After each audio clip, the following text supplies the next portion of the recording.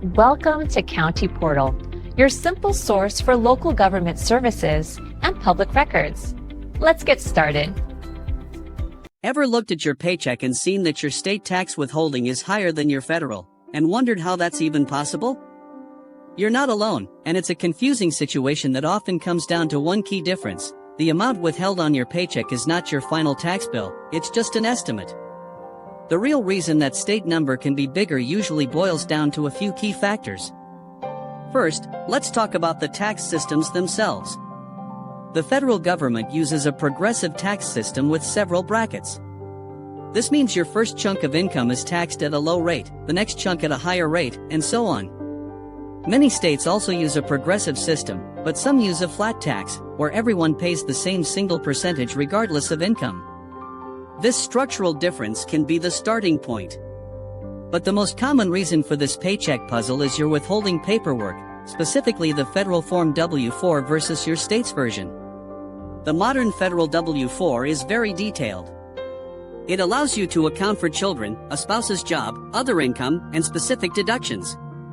When you claim dependents, you're essentially telling the federal government, hey, I'm going to get a big child tax credit, so you don't need to take out as much money from each paycheck. This directly lowers your federal withholding. Your state's withholding form, on the other hand, is often much simpler. It might not have a way to account for all those same specific federal credits.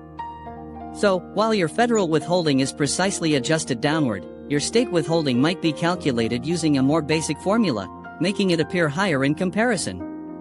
Another major factor is deductions and credits. The federal government offers a very large standard deduction, which significantly reduces your taxable income right off the bat. States that have an income tax also offer a standard deduction, but it's often much smaller than the federal one. So, more of your income could be subject to state tax than federal tax. Similarly, major federal credits, like the Earned Income Tax Credit or the American Opportunity Tax Credit for education, can slash your federal tax liability to a very low number, or even zero. Your state may not offer equivalent credits, or they may be worth much less.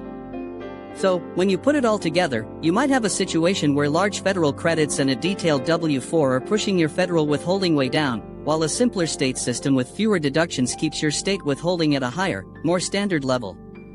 The key thing to remember is that the true comparison happens when you file your tax return at the end of the year.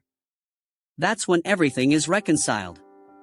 You might get a big federal refund because your withholding was low but your credits covered your bill, while you owe a little to the state or break even.